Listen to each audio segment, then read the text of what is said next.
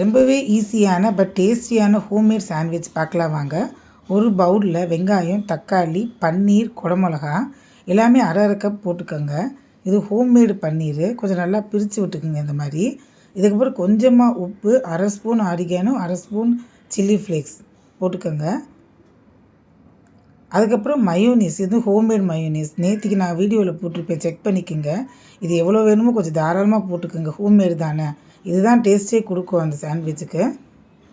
பசங்களுக்கு இந்த மாதிரி பண்ணி கொடுத்தீங்கன்னா டிஃபன் பாக்ஸ் வீட்டுக்கே வராது, அந்தளவுக்கு எல்லாம் வாங்கி சாப்பிட்ருவாங்க. நான் பக்கத்தில் இருக்க பசங்களுக்கும் சேர்த்து தான் பண்ணி கொடுப்பேன் ஸ்கூலுக்கு எப்பயுமே. இது ஸ்வீட் கார்ன் கொஞ்சம் இருந்ததுனால நான் போட்டுக்கிட்டேன், இல்லைன்னா ஆப்ஷனல் தான் அது. ஒரு சாண்ட்விச்சுக்கு வெங்காயம், தக்காளி, குடமிளகாய் இது 3மே இருந்தாலே போதும், மற்ற விஷயம் எல்லாமே ஆப்ஷனல் தான்.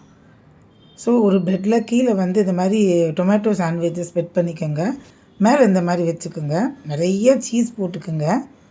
இன்னொரு ப்ரெட்டில் பட்டர் இந்த மாதிரி நிறையா தடவிட்டு, எங்கள் வீட்டில் இந்த கிரில் சாண்ட்விச் மேக்கர் இருக்காதுன்னா அதில் கொஞ்சம் வச்சுக்கிட்டேன்.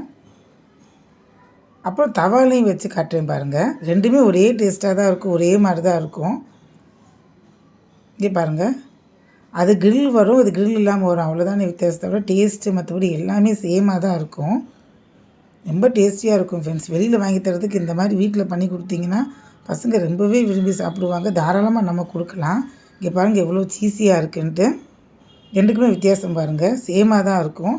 இது டொமேட்டோ சாஸோடு பரிமாறினீங்கன்னா டேஸ்டியாக அவ்வளோ நல்லாயிருக்கும். ட்ரை பண்ணி பார்த்துட்டு கமெண்ட் பண்ணுங்கள்.